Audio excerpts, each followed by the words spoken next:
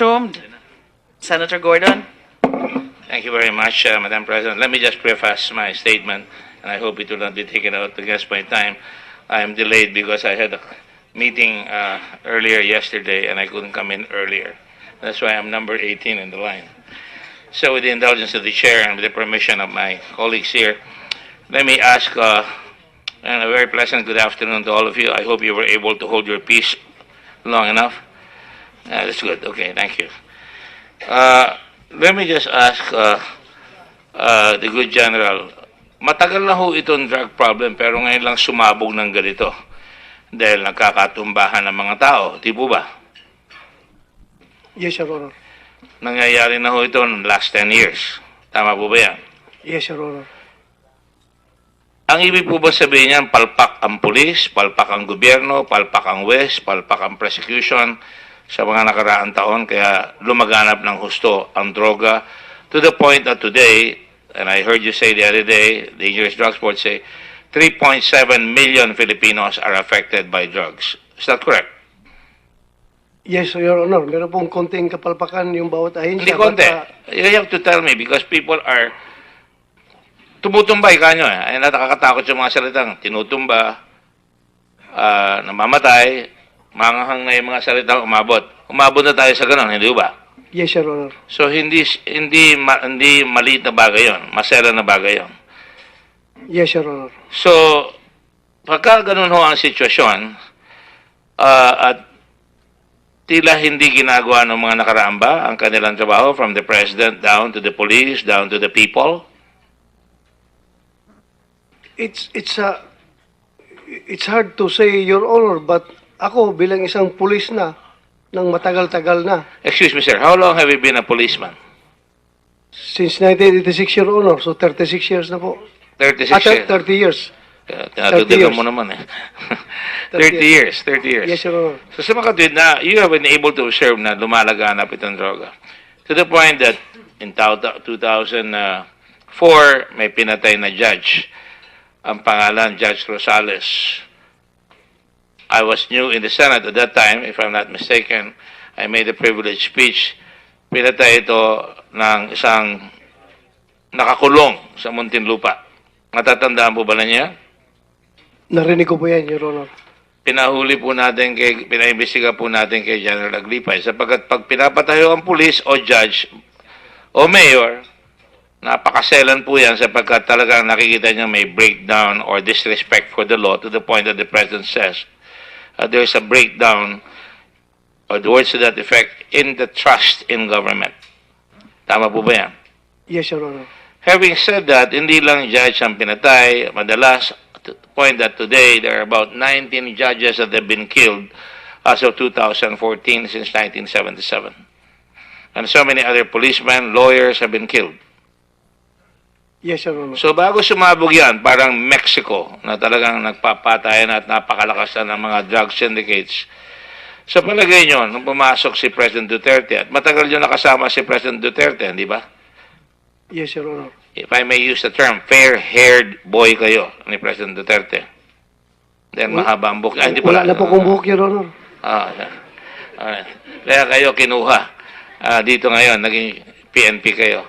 Doon pa po ba sa Davao, pumasa po ba ang drugs o bumaksak po ba o dumami pa ang drugs noong panahon ni President Duterte? At noong panahon ninyo?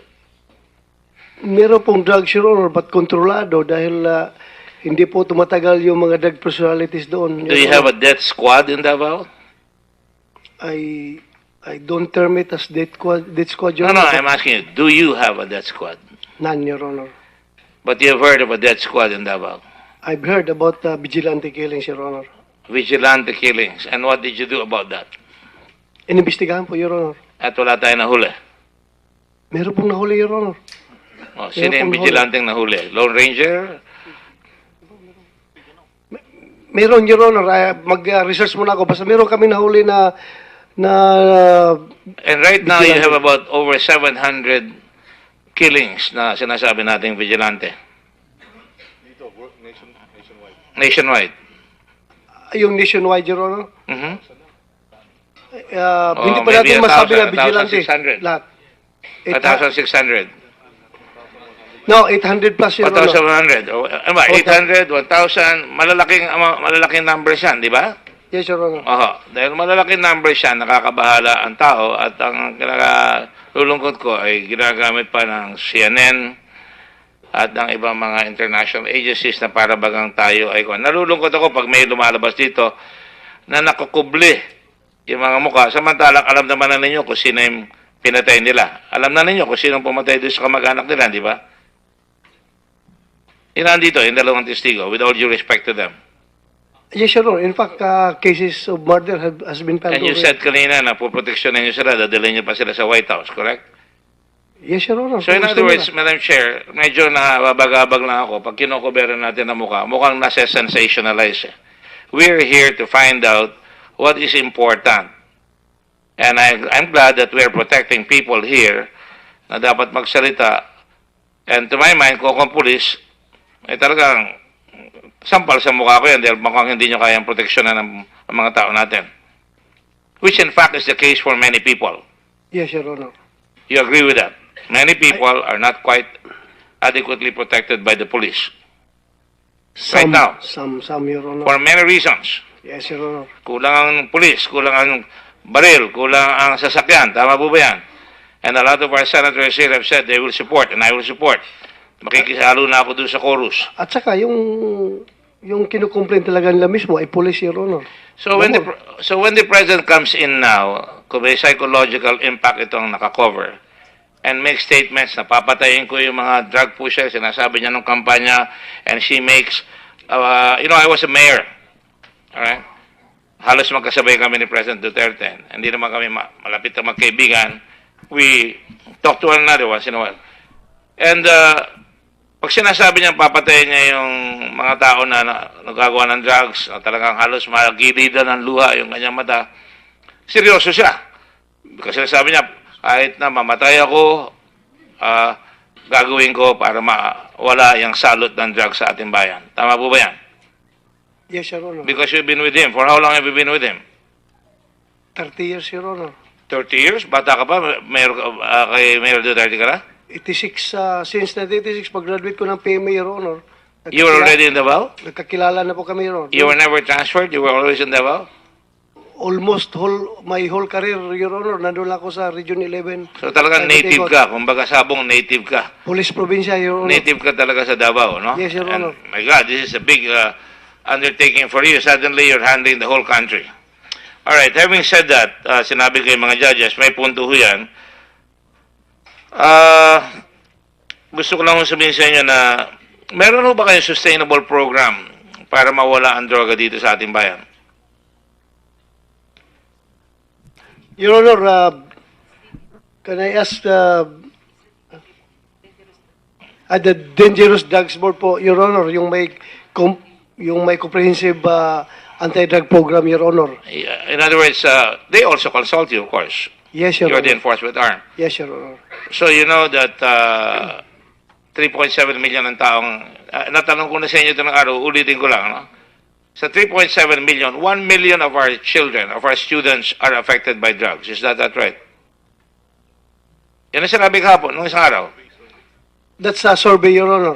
That's a survey. Sinabi lang sa akin. Yun ang facts. You were there. I asked, ilan ang apektado ng drugs? 3.7 million. Ikanyang ka lang. Yes, Your Honor. Products of the survey. All right, 1 million. Okay, survey, whatever it is. 1 million. That's significant. Meron na ba kayong recommendations sa Department of Education na maglagay tayo ng mga guidance counselors or psychiatrists in every province para kung malala at nakikita ng mga bata tinatamaan na ng droga o possibly makuha ng droga? Meron ba recommendation ng, if you know, Dangerous Drugs Board o kayo para magawa yan? Ang totoo, wala talagang guidance counselors. Di po ba? Yes, Your Honor. Okay. Pangalawa, you know that under the law, sa PDEA law, Dangerous Drugs Law, nakalagay doon, and to be precise, nakalagay dito, kanina nabanggit ni Secretary De Lima, ni Senator De Lima na magkakaroon tayo ng tinatawag na yung profits of the crime. Proceeds of crime. Some people call it proceeds, some people call it profits or fruits of the crime. Sa batas natin sa Dangerous Drugs Law, nakalagay doon, upon conviction, you are aware Sinabi sa amin nung nandun kayo, sinabi ng Department of Justice, si Richard something, Undersecretary, na up to now, if I may have the law, sinasabi dyan na yung process and crime, and I will read it, I hope you'll bear with me.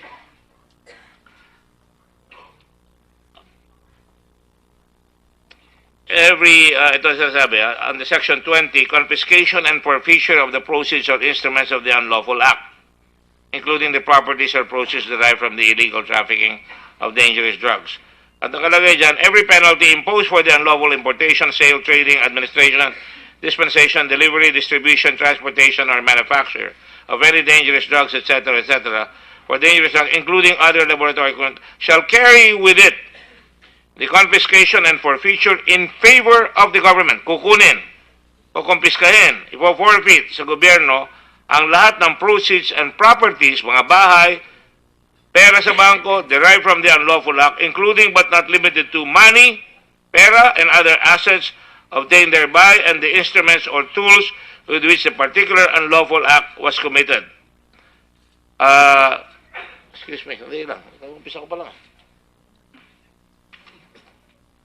May I have some leverage here, Your Honor? Go ahead. Please proceed, Senator It's Gordon. important that I was laying the predicate. Have you nakuha na ho ba ninyo doon sa kay Colanco, kay Lim, yung mga naandun, yung mga property nila, yung mga kotse nila, yung mga yan, nakuha na ho ba nyo? Ang sabi ho, wala pa raw eh. So far, Your Honor, wala. Kaya ako tinatanong ito, inuulit ko lang para malaman ng buong mundo na talagang nangyayari ito dahil sa napabayaan ng lahat ng nakaraang administrasyon, if you will, na hindi pinapairal yung mga batas. Hindi rin pinapairal yung laboratory na kailangan, kaya 27% lamang ang prosecution na naipafile natin na prosecution ng mga kaso, 27% lang. Hindi ba totoo dahil kulang kayo doon sa mga laboratorio na magsasabi, itong drogang yan, at kasama doon sa chain of custody na sinasabi na pag nakakuha kayo, andun yung packet ng drugs, kukunan ng litrato, dapat may kasama pang media, dadalhin pa sa husgado, dadalhin sa, susunugin yung pag nakuha na yung sample. Within 1 week, dapat nagawa yon at pagkatapos pag nasusgahan na, pwede nyo nang kumpiskahin, pwede na nyo lahat gawin. Di ba? So, Yes, madaling sir. sabi, hindi ho ginagawa yon. Yes, sir. Hindi nagawa, kahit kailan. Bihirang-bihirang ginawa yan, di ba? Wala pa po akong ma-remember, Your Honor. So, What is the answer? No, I agree with you. It's not what I want. In terms of empirical reality, yung katotohanan, nagawa ho ba yan? meron pong mga na-preserve assets, Your Honor. Like real estate, mga sasakyan, pero hindi po ito masyado nararamdaman, Your Honor. So everything Masyado mababa. grinds to a halt because sa education, hindi natin tinutulungan yung mga bata na mga guidance counselors, hindi natin binibigyan ng pulis ng baril at saka gamit, kulang sa investigation capability, pagkatapos sa laboratorio, wala tayo, mahirap i-prove, kaya 27% palpak tayo, at pagkatapos, hindi pa natin makuha yung proceeds ng crime. Is that correct? Wala pa tayo nakuha ang bahay. Yes, Your Honor. Wala pa tayo nakuha ang pera. In fact, sa Amerika, kinukuha pati mga aeroplanong ginagaling sa Colombia pagka nahuli yung drug push, di ba? Payag ka ba na bago pa mag-convention, pending appeal, while the trial is going on, kung meron tayong evidence na nakuha na malaki, pwede payag ba kayo at i-recommend nyo ba sa amin na i-attach na kaagad yung properties na yan at hindi natin hihintayin makonvict pa? I-attach na kaagad yung property, hahawakan ng korte, custody ng korte, yung el kotse, yung lahat, aeroplano, lahat, bank account, at ang pwede lang iwanan sa kanila para naman fair tayo. Baka magalit yung kaibigan ko si Mr. Gaston, bigyan niya naman ng konting pang-abogado. Payag ba kayo doon? Payag na payag, Your Honor. Payag na payag kayo. Yes, Your Honor. So dapat gawin yon. Finally, alam ninyo, sinabi nyo no isang araw, and I'll guess this, and I'll wrap up, Madam Chairman, and I thank you for all this. I have zillions of questions here. I just want to put it in perspective para nalalaban, no? If I may. Let me just ask you. Sabi nyo, inulit nyo naman kayo na, tinanong ko kayo isang araw, ano ba ang source? Kailangan patayin mo yung gripo para tumigil. Sinabi mo ngayon, sa North, sinabi mo na isang araw, tinanong ko kayong pilit, pati Dangerous Drugs Board, saan ba galing ang droga? kung tatanggalin yung pinanggagalingan ng droga, tigil-tigil ang droga rito. Tama po ba yan? Yes, Your Honor. Hindi naman siguro titigil, may magpapalusot pa rin. Yes, Your Honor. Okay, saan po ba galing? Sa China, ika nyo? Sa inyo naman galing uli. Yes, Your Honor. China. Taiwan, Hong Kong. So, kalapit bayan ho natin. Yes, Your Honor. Sumulat na po ba ang kapulisan, if you know, yung mga predecessor ninyo, yung local governments dati, yung ating Justice Department dati, yung DFA natin, sumulat na po ba sa China para sabihin sa kanila, we are telling you that your country, pag pumasok ang Pilipino dyan, nauhuli nyo, 100 na nakukulong na Pilipino sa China, binibitay ninyo, pagkatapos sa inyo, pinalalabas yung tao rito para pumasok, magtinda ng droga, gumawa ng droga dyan sa China hanggang sa preso nagagawa. Tama po ba yan? Meron bang gumagawa nun? Alam nyo yung ginawa na yan? Yung pag-inform ng China, Your Honor. Hindi lang inform, robustly inform, aggressively inform China that you are causing a problem to my country, to our country. Wala pa po, Your Honor. Wala pa yan. Nanda Or for tayo. that matter, sa kulungan, hawak ng SAF ngayon. Nakita ko yung isang babae kagabi, umaangal, 65 years old, nagdala siya ng pagkain, hindi raw siya nakakapasok dahil nahuli. Dati-dati, nakakapasok lahat dyan. Sa tunayan, nabasa ko lang kagabi, marami na akong nabasa dati, may jacuzzi, may baril, may television, mayroong gym sa loob ng mga jail na high-profile drug lords. Di po ba? So, madaling sabi na nakakagalaw sila. I go back now to my first question. Naandun na sa kulungan yung mga drug lords na yan. Di po ba totoo? Pumapatay pa sila ng West? Totoo po, Your Honor. Alam po ba ninyo, and I would like to inform the chair, alam po ba ninyo na hanggang sa justice ng Supreme Court, tinakot ng isang drug pusher, isang drug lord, na nakita pa si Jari ng isang araw, kasama doon sa nilipat, si Brion? Hindi. Ayun, ikaw nagsabi niya, na? Tinakot, at nilabas, at nilipat siyang kasama doon sa NBI. Pero wala pa rin tayong magawa. May pera pa siyang panakot, may pera pa siyang nagagamit para matakot ang mga West. Noon po yun, Your Honor. Hindi, So, ngayon ngayon, na yan. hindi nila kayang gawin yun, Your Honor. Hindi nila kayang gawin yan. Ba't hindi pa na, ang tawag mo, natutumba? Hindi ko sinasabi yan, ha? Wala akong sinabi, Your Honor. Pero hindi na po nila kayang gawin yan, Your Honor. As a rhetorical question. Mainly because, ang gusto kong palabasin dito, yung malalaki, kung talagang final na ito, ma'am, umpisahan natin, nag-mayor ako. Pag may nahuli akong pusher or user sa Olongapo, tatanungin ko, sino ang tulak mo? Tama po ba yun? Tama, Your Honor. Pag nahuli ko yung tulak, sino ang supplier mo? Tama po ba yun? Tama, Your Honor. Kung nahuli ko po yung tulak, sino ang supplier mo sa labas ng Olongapo? Tama po ba yun? Tama, Your Honor. Pag nahuli ko yung tulak lang nagsusupply sa Olongapo, sino po ba yung tulak mo dito sa region? Tama po, Your Honor. At Sila- lahat po, ang everything points towards believe it, Your Honor. Lahat ngayon tinatanong namin ng mga drug lord sa regional level na niimbestigahan namin. Si Peter ko palagi ang tinuturo na source nila, nasa believe it.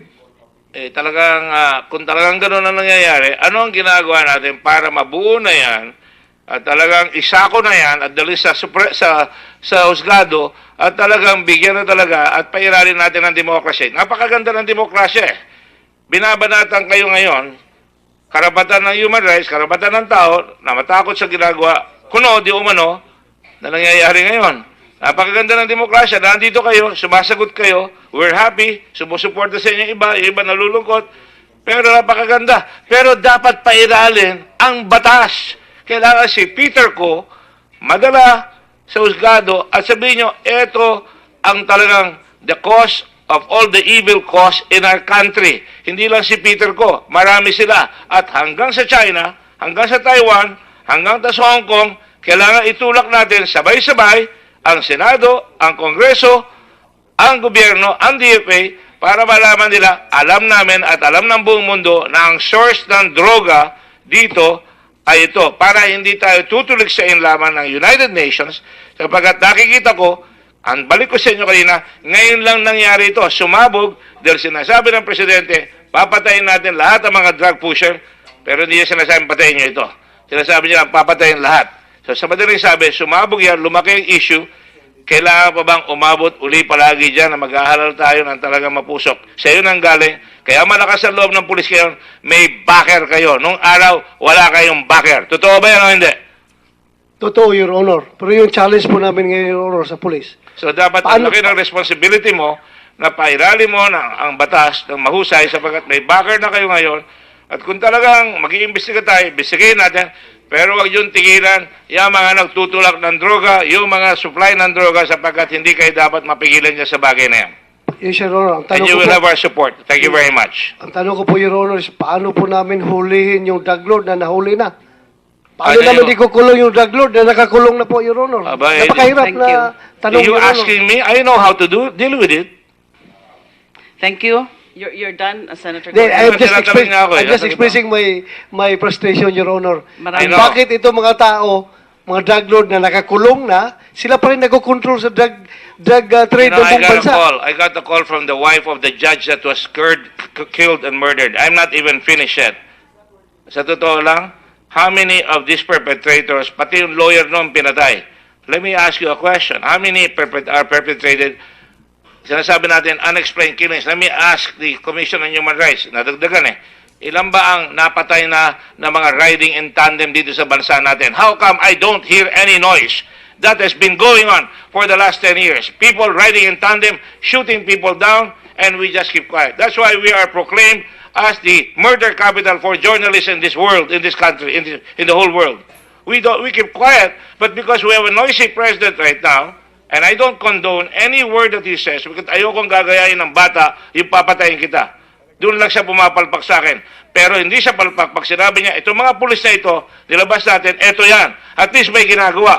Pero yung wala tayong ginagawa, yung mga pinapatay, lumalabas sa preso, pinapatay ang tao, tapos ibabalik sa preso. Wala tayong ginagawa doon sa mga nakamotorsiklo, binabaril ang tao, wala tayong ginagawa. So the silence is deafening.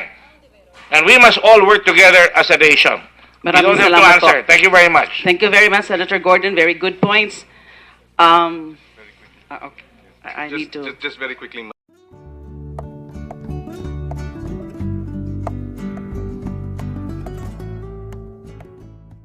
Assumed. Senator Gordon. Thank you very much, Madam President. Let me just preface my statement, and I hope it will not be taken out against my time. I am delayed because I had a meeting earlier yesterday, and I couldn't come in earlier. That's why I'm number 18 in the line. So with the indulgence of the chair and with the permission of my colleagues here, let me ask, and a very pleasant good afternoon to all of you. I hope you were able to hold your peace long enough. That's good. Okay, thank you. Let me just ask the good general, matagal na ho itong drug problem pero ngayon lang sumabog ng ganito dahil nagkakatumbahan ng mga tao, di po ba? Yes, Your Honor. Nangyayari na ho ito in the last 10 years. Tama po ba yan? Yes, Your Honor. Ang ibig po ba sabihin niyan, palpak ang pulis, palpak ang gobyerno, palpak ang West, palpak ang prosecution sa mga nakaraang taon, kaya lumaganap ng husto ang droga to the point that today, and I heard you say the other day, the Dangerous Drugs Board say, 3.7 million Filipinos are affected by drugs. Is that correct? Yes, Your Honor. Meron pong konting kapalpakan yung bawat ahensya. Hindi konti. but, You have to tell me because people are tumutumbay kanyo eh. Ay nakakatakot yung mga salitang tinutumba, namamatay, manghang na yung mga salitang umabot. Umabot na tayo sa ganun, hindi ba? yes, Your Honor. So hindi maliit na bagay 'yon, masela na bagay 'yon. Yes, Your Honor. So pagka ganun ho ang sitwasyon at tila hindi ginagawa ng mga nakaraan ba ang kanilang trabaho from the president down to the police, down to the people? It's hard to say, Your Honor, but ako bilang isang pulis na nang matagal-tagal na, Excuse me, sir. How long have you been a policeman? since 1986, Your Honor, so 36 years na po. 36 At years. 30 years. Tinatutigan 30 mo naman eh. 30 30 years. Yes, Your Honor. So sa mga katwid na, you have been able to observe na lumalaganap itong droga. To the point that in 2004, 4, may pinatay na judge. Ang pangalan, Judge Rosales. I was new in the Senate at that time, if I'm not mistaken. I made a privileged speech. Pinatay ito ng isang nakakulong sa Muntinlupa. Natatandaan po ba na niya? Narinig ko po yan, Your Honor. Pinahuli po natin, pinaimbestiga po natin kay General Aglipay. Sapagkat pag pinapatayo ang pulis o judge o mayor, napakaselan po yan sapagkat talagang nakikita niya may breakdown or disrespect for the law to the point that the President says there's a breakdown or the words to that effect in the trust in government. Tama po ba yan? Yes, Your Honor. Having said that, hindi lang judge ang pinatay. Madalas, to the point that today there are about 19 judges that have been killed as of 2014 since 1977. And so many other policemen, lawyers have been killed. Yes, Your Honor. So bago sumabog yan, parang Mexico na talagang nagpapatayan at napakalakas na ng mga drug syndicates. Sa palagay nyo, nung pumasok si President Duterte, at matagal nyo nakasama si President Duterte, di ba? Yes, Your Honor. If I may use the term, fair-haired boy kayo. Finally, alam niyo, sinabi niyo no isang araw, and I'll ask this, and I'll wrap up, Madam Chairman, and I thank you for all this. I have zillions of questions here. I just want to put it in perspective para nalalaban, no? If I may. Let me just ask you. Sabi niyo, inulit niyo naman kayo na, tinanong kayo isang araw, ano ba ang source? Kailangan patayin mo yung gripo para tumigil. Sinabi mo ngayon, sa North, sinabi mo na isang araw, tinanong ko kayong pilit, pati Dangerous Drugs Board, saan ba galing ang droga?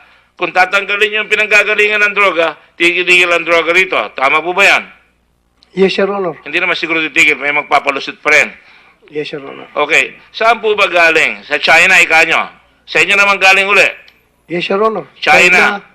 Taiwan, Hong Kong. So, kalapit bayan ho natin. Yes, Your Honor. Sumulat na po ba ang kapulisan, if you know, yung mga predecessor ninyo, yung local governments dati, yung ating Justice Department dati, yung DFA natin, sumulat na po ba sa China para sabihin sa kanila, we are telling you that your country, pag pumasok ang Pilipino dyan, nauhuli nyo, 100 na nakukulong na Pilipino sa China, binibitay ninyo, pagkatapos sa inyo, pinalalabas yung tao rito para pumasok, magtinda ng droga, gumawa ng droga dyan sa China hanggang sa preso nagagawa. Tama po ba yan? Meron bang gumagawa nun? Alam niyo yung ginawa na yan? Yung pag-inform ng China, Your Honor? Hindi lang inform, robustly inform, aggressively inform China that you are causing a problem to my country, to our country. Wala pa po, Your Honor. Wala pa yan. Nanda Or for tayo. that matter, sa kulungan, hawak ng SAF ngayon. Nakita ko yung isang babae kagabi, umaangal, 65 years old, nagdala siya ng pagkain, hindi raw siya nakakapasok dahil nahuli. Dati-dati, nakakapasok lahat dyan. Sa tunayan, nabasa ko lang kagabi, marami na akong nabasa dati, may jacuzzi, may baril, may television, mayroong gym sa loob ng mga jail na high-profile drug lords. Di po ba? Sa madaling sabi, nakakagalaw sila. I go back now to my first question. Naandun na sa kulungan yung mga drug lords na yan. Di po ba totoo? Pumapatay pa sila ng West? Totoo po, Your Honor. Alam po ba ninyo, and I would like to inform the chair, alam po ba ninyo na hanggang sa justice ng Supreme Court, tinakot ng isang drug pusher, isang drug lord, na nakita pa si Jari ng isang araw, kasama doon sa nilipat, si Brion? Hindi. Ikaw ang nagsabi niya, na? Tinakot at nilabas at nilipat siyang kasama doon sa NBI. Pero wala pa rin tayong magawa. May pera pa siyang panakot, may pera pa siyang nagagamit para matakot ang mga wish. Noon po yun, Your Honor. Hindi, So, ngayon ngayon, na yan. hindi nila kayang gawin, Your Honor. Hindi nila kayang gawin yan. Ba't hindi pa na, ang tawag mo, natutumba? Hindi ko sinasabi yan, ha? Wala akong sinabi, Your Honor. Pero hindi na po nila kayang gawin yan, Your Honor. As a rhetorical question. Mainly because ang gusto kong palabasin dito, yung malalaki, kung talagang final na ito, ma'am, umpisahan natin, nag-mayor ako. Pag may nahuli akong pusher or user sa Olongapo, tatanungin ko, sino ang tulak mo? Tama po ba yun? Tama, Your Ni President Duterte. Then mahaba ang buhok. Hindi Wala pala. na po kung buhok, Your Honor. Ah, alright. Kaya kayo kinuha. Dito ngayon, naging PNP kayo. Doon pa po ba sa Davao, pumasa po ba ang drugs o bumaksak po ba o dumami pa ang drugs noong panahon ni President Duterte? At noong panahon ninyo? Meron pong drugs, Your Honor, but kontrolado dahil hindi po tumatagal yung mga drug personalities doon. Do you have a death squad in Davao? I don't term it as death squad, Your No, Honor. I'm asking you, do you have a death squad? None, Your Honor. But you've heard of a death squad in Davao? I've heard about vigilante killings, Your Honor. Vigilante killings. And what did you do about that? Inimbestigahan po, Your Honor. At wala tayo nahuli. Meron pong nahuli, Your Honor. O, sino Meron yung pong vigilanteng nahuli? Lone Ranger? Meron, Your Honor. Mag-research muna ako. Basta meron kami nahuli na And right now, you Vigilante. have about over 700 killings na sinasabi nating vigilante. Nationwide. yung nationwide, Your Honor. Mhm. Hindi pa maybe natin masabi na 1,000, vigilante. 1,600. Lahat. 1,600. No, 800 plus, Your Honor. 1,700. O, ano ba? 800, 1,000. Malalaking numbers yan, di ba? Yes, Your Honor. Oho. Dahil malalaking numbers yan, nakakabahala ang tao at ang lulungkot ko ay ginagamit pa ng CNN at ng ibang mga international agencies na para bagang tayo ay nalulungkot ako pag may lumalabas dito na nakukubli yung mga mukha. Samantalang alam naman na ninyo kung sino yung pinatay nila. Alam na ninyo kung sino pumatay doon sa kamag-anak nila, di ba? Yun nandito, yung dalawang testigo, with all due respect to them. Yes, Your Honor. In fact, cases of murder has been filed And you already. said kanina na puproteksyonan nyo sila, dadalhin nyo pa sila sa White House, correct?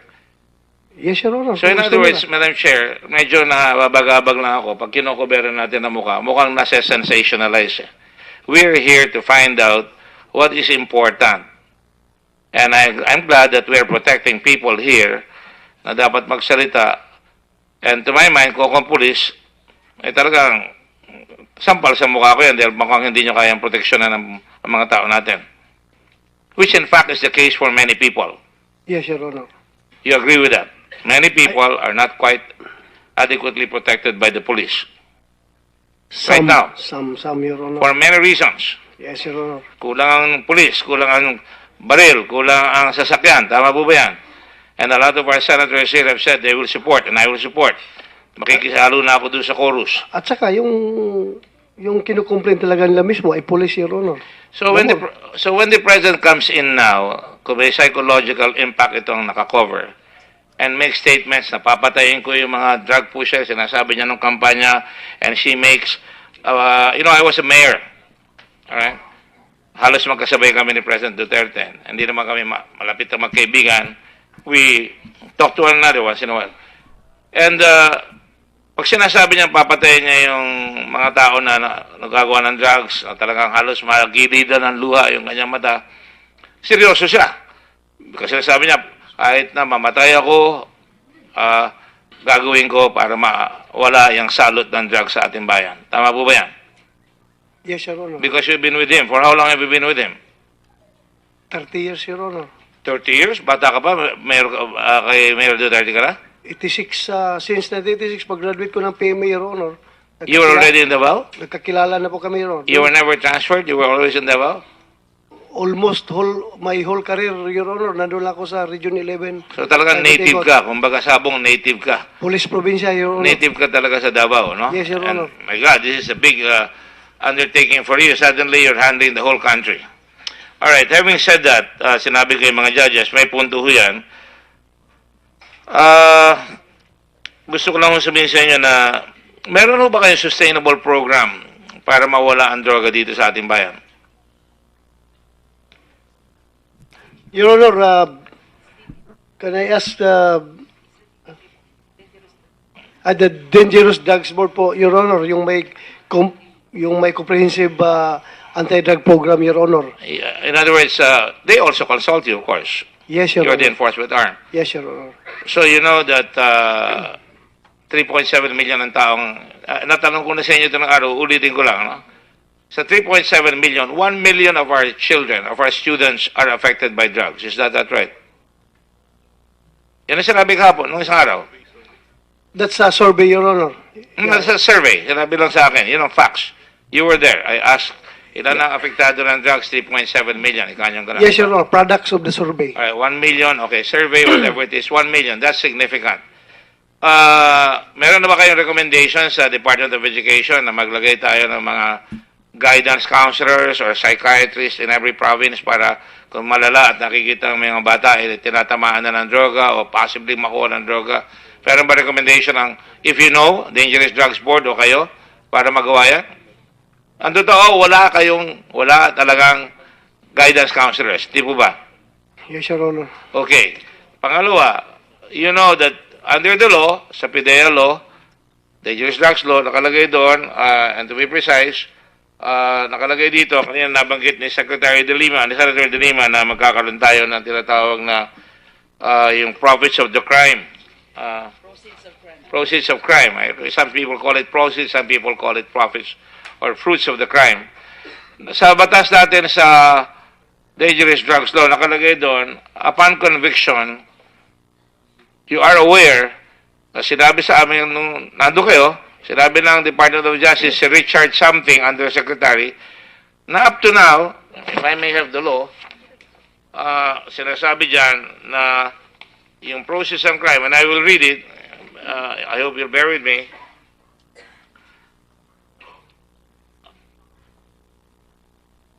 Ito sinasabi, under Section 20, confiscation and forfeiture of the proceeds or instruments of the unlawful act, including the properties or proceeds derived from the illegal trafficking of dangerous drugs.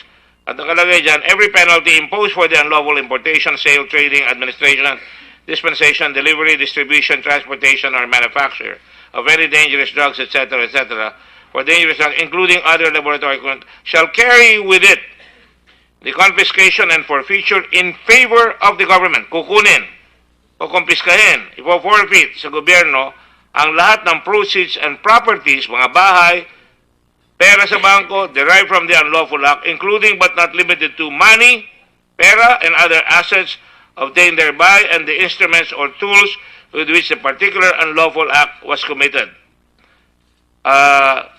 Excuse me, hindi lang. Umpisa ko pa lang. May I have some leverage here, Your Honor? Go ahead. Please proceed, Senator It's Gordon. important that I was laying the predicate. Have you nakuha na ho ba ninyo doon sa kay Colangco, kay Lim, yung mga naandun, yung mga property nila, yung mga kotse nila, yung mga yan? Nakuha na ho ba nyo? Ang sabi ho, wala pa raw eh. So far, Your Honor, wala. Kaya ako tinatanong ito, inuulit ko lang para malaman ng buong mundo na talagang nangyayari ito dahil sa napabayaan ng lahat ng nakaraang administrasyon, if you will, na hindi pinapairal yung mga batas. Hindi rin pinapairal yung laboratory na kailangan, kaya 27% lamang ang prosecution na naipafile natin na prosecution ng mga kaso, 27% lang.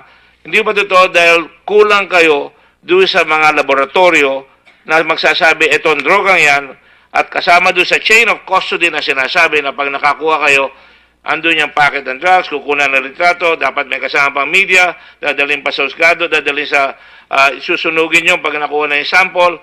Within 1 week, dapat nagawa yun at pagkatapos pag nasusgahan na, pwede nyo nang kumpiskahin, pwede na nyo lahat gawin. Di ba? So, Yes, madaling sir. sabi, hindi ho ginagawa yon.